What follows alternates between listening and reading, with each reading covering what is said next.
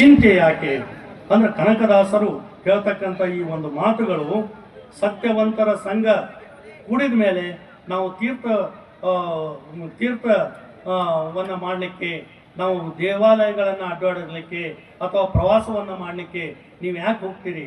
ಅಲ್ಲೇ ಸಜ್ಜನರ ಸಂಘದಲ್ಲಿ ನಾವು ಕಾಣಬೇಕು. ಅದೇ ರೀತಿಯಾಗಿ ನಿತ್ಯ ಜ್ಞಾನಿಯ ನಮ್ಮ ಜೊತೆಗೆ ಇರಬೇಕಾದ್ರೆ ನಿಮಗೆ ಚಿಂತೆ ಯಾಕೆ ಅನ್ನುವಂಥ ಮಾತುಗಳನ್ನು ಕೇಳಿರ್ತಕ್ಕಂಥ ಕನಕದಾಸರು ಇಡೀ ಜ್ಞಾನವನ್ನು ಪ್ರಚುರಪಡಿಸಿ ವೈಜ್ಞಾನಿಕ ವಿಜ್ಞಾನದ ಚಿಂತನೆಗಳನ್ನು ಕನಕದಾಸರು ಹೇಳಿರ್ತಕ್ಕಂಥದ್ದನ್ನು ನಾವು ಕಾಣ್ತೀವಿ.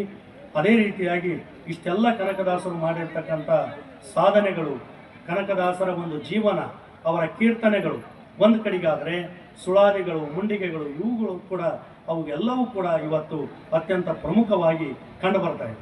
ಅದರ ನಂತರದಲ್ಲಿ ಕನಕದಾಸರು ಯಾಕೆ ಇಡೀ ನಮ್ಮ ಕನ್ನಡ ಸಾಹಿತ್ಯಕ್ಕೆ ದಾಸರಲ್ಲಿ ಅತ್ಯಂತ ಶ್ರೇಷ್ಠ ಕವಿ, ವಿಶ್ವಕವಿ, ವಿಶ್ವಚೇತನ ಅಂತ ನಾವು ಯಾಕೆ ಕರಿತೀವಿ ಅಂದರೆ ಅವರು ಪ್ರಮುಖವಾಗಿರ್ತಕ್ಕಂಥ 5 ಕೃತಿಗಳನ್ನು ರಚನೆಯನ್ನು ಮಾಡಿದರು.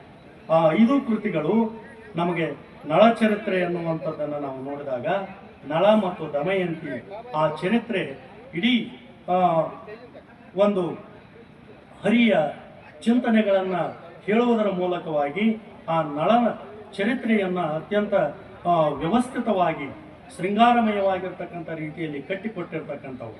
ಹರಿಭಕ್ತಿ ಸಾರ ಅನ್ನುವಂಥ ಮತ್ತೊಂದು ಕೃತಿಯನ್ನು ಭಾಮಿನಿ ಷಟ್ಪದಿಯಲ್ಲಿ ಅವರು ಬರೀತಾರೆ. ಆ ಇಡೀ ತನ್ನ ಹರಿಭಕ್ತಿ ಅನ್ನುವಂಥದ್ದನ್ನು ಹೇಳುವುದರ ಮುಖಾಂತರವಾಗಿ ಸತ್ಯ ಹೀನನು ಬಡವರು ಕಣ್ಣೆತ್ತಿ ನೋಡೆನು ಧನ್ಯನಾದೆನು ಬೆಂಬತ್ತಿ ನಡೆಯಲೇ ನಿನ್ನದರ ಹೆತ್ತ ಬಾಣಂತಿಯರಿಗೆ ರೋಗಿಗೆ ಪಥ್ಯ ನೀನೇ ಹೆಣದ ಬಾಯಿಗೆ ತುತ್ತು ನೀನು ನಿನ್ನ ಜನ್ಮ ನಿರರ್ಥಕ. ಅಂದರೆ ಇಲ್ಲಿರ್ತಕ್ಕಂಥ ವಿಚಾರಗಳನ್ನು ಹೇಳ್ತಕ್ಕಂಥ ಸಂದರ್ಭದಲ್ಲಿ ರಾಗಿ ಭತ್ತದ ಬಗ್ಗೆ ರಾಮದಾನಕ್ಕೆ ಹೇಳಿದರೆ ಹರಿಭಕ್ತಿ ಸಾರದಲ್ಲಿ ಅವ್ರು ಏನು ಮಾಡ್ತಾರಂದ್ರೆ ಇಡೀ ವಿನೀತ ಭಾವನೆಯಿಂದ, ಪ್ರೀತಿಯಿಂದ, ಭಕ್ತಿಯಿಂದ ಹರಿಯ ವಿಚಾರಗಳನ್ನು ತನ್ನ ಕಾವ್ಯದ ಮೂಲಕ ಹೇಳ್ತಾರೆ. ಆಮೇಲೆ ರಾಮಧಾನ್ಯ ಚರಿತ್ರೆ ಅತ್ಯಂತ ಬಹಳ ಮುಖ್ಯವಾಗಿರ್ತಕ್ಕಂಥದ್ದು.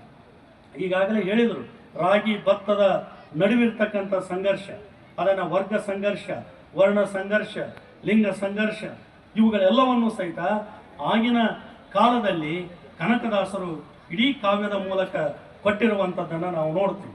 ಬಲ್ಲಿದರನ್ನು ಬಡವರುಗಳೆನ್ನದೇ ಎಲ್ಲರನ್ನೂ ರಕ್ಷಿಸಲೇ ನಿರ್ದಯ ನಲ್ಲ ನಾನಿನ್ನಂತೆ ಎನ್ನುವಂಥ ರಾಗಿ ಭತ್ತದ ನಡುವೆ ಹೇಳುವಂಥ ಮಾತುಗಳು, ರಾಗಿ ತನ್ನ ಭತ್ತಕ್ಕೆ ಹೇಳ್ತಕ್ಕಂಥ ಮಾತುಗಳು ಬಲ್ಲದರು ಬಡವರುಗಳೆನ್ನದೇ ಎಲ್ಲರನ್ನು ರಕ್ಷಿಸುತ್ತೆ ನಿರ್ದಯ ನಲ್ಲ ನಾನಿನ್ನಂತೆ, ನಾನು ಬಡವರನ್ನು ರಕ್ಷಿಸುವಂಥ ಕೆಲಸವನ್ನು ನಾನು ಮಾಡಿದ್ದೇನೆ.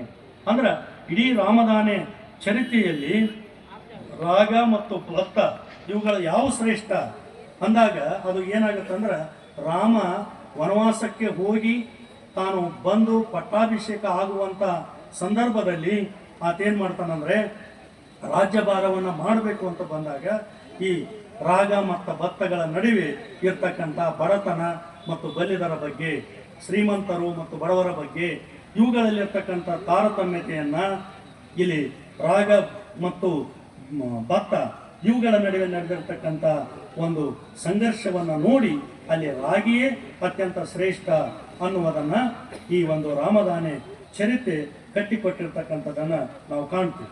ಮೋಹನ ತರಂಗಿಣಿ ಇದು ಅತ್ಯಂತ ಶೃಂಗಾರ, ಭಕ್ತಿ, ಪ್ರೇಮ, ಇಲ್ಲಿ ಕೃಷ್ಣ, ರುಕ್ಮಿಣಿ, ರತಿ, ಅನಿರುದ್ಧ, ಉಷಾ ಇವರೆಲ್ಲರ ಪ್ರೇಮ ಪ್ರಸಂಗವನ್ನು ಇಲ್ಲಿರ್ತಕ್ಕಂಥ ಕೃಷ್ಣನಿಗೆ ಎತ್ತಿದ ಆರತಿ ಅನ್ನುವುದರ ಮೂಲಕ ಇಲ್ಲಿ ಮೋಹನ ತರಂಗಿಣಿಯನ್ನು ನಾವು ನೋಡ್ತೀವಿ. ಅದಕ್ಕೆ ಅಲ್ಲಿ ಶೃಂಗಾರ ತರಂಗಿಣಿ ಅನ್ನುವಂಥ ಒಂದು ಭಾಗವೂ ಕೂಡ ಬರ್ತದೆ. ಅಲ್ಲಿ ಉಷಾ ಅನಿರುದ್ಧರ ಪ್ರೇಮ ಪ್ರಸಂಗವನ್ನು ನಾವು ನೋಡಿದಾಗ ಕನಕದಾಸರು ಕೇವಲ ಒಬ್ಬ ಕಲಿಯಾಗಿರದೆ, ಒಬ್ಬ ಕವಿಯಾಗಿರದೆ, ಒಬ್ಬ ಪ್ರೀತಿಯ ಮತ್ತು ಪ್ರೇಯಸಿಯನ್ನು ಹೊಂದಿರತಕ್ಕಂಥ ಒಬ್ಬ ಕವಿಯಾಗಿ ನಮಗೆ ಇಲ್ಲಿ ಕಂಡು ಬರ್ತಾರೆ. ಹೀಗಾಗಿ ಇಂಥ ಪ್ರೇಮ ಕಾವ್ಯಗಳನ್ನು ಕೊಟ್ಟಿರ್ತಕ್ಕಂಥ ಕವಿ ಕನಕದಾಸರು ಅನ್ನುವಂಥದ್ದನ್ನು ನಾವು ನೋಡ್ತಾ ಇದ್ದೇವೆ. ಈ ರೀತಿಯಾಗಿ ತನ್ನ ಎಲ್ಲ 5 ಕೃತಿಗಳಲ್ಲಿ ಇಡೀ ಸಾಮಾಜಿಕ ವ್ಯವಸ್ಥೆಯನ್ನು ತಂದಿರತಕ್ಕಂಥ ಕನಕದಾಸರು ನೃಸಿಂಹಹಸ್ತ, ರಾಮದಾನ ಚರಿತ್ರೆ, ಮೋಹನ ತರಂಗಿಣಿ, ನಳಚರಿತ್ರೆ, ಹರಿಭಕ್ತಿ ಸಾರ ಅನ್ನುವಂಥ ಈ 5 ಕೃತಿಗಳು ಇಡೀ ನಮ್ಮ ಮುಗ್ಧ ಕನಕದಾಸರ ಮುಗ್ಧ ಭಕ್ತಿಗೆ ಮತ್ತು ವೈಚಾರಿಕ ಚಿಂತನೆಗೆ, ಬಂಡಾಯದ ಕ್ರಾಂತಿಗೆ, ಕನ್ನಡ ಸಾಹಿತ್ಯಕ್ಕೆ ಅಪರೂಪವಾಗಿರ್ತಕ್ಕಂಥ ಮೌಲಿಕ ಕೃತಿಗಳಾಗಿವೆ ಅನ್ನುವಂಥ ಮಾತುಗಳನ್ನು ಈ ಸಂದರ್ಭದಲ್ಲಿ ಹೇಳ್ತಾ, ಇಂತಹ ಒಬ್ಬ ಕವಿ, ನಾವು ದಾರ್ಶನಿಕ ಕವಿ ಮತ್ತು ಶ್ರೇಷ್ಠ ಕವಿ ಮತ್ತು ಈತನನ್ನು ನಾವೇನಂತ ಕರಿತೀವಿ ಅಂದ್ರೆ ಮಹಾ ಸಂತ ಕವಿ ಅಂತಂದೇಳಿ ನಾವು ಕರಿತೀವಿ. ಇವತ್ತು ಯಾಕೆ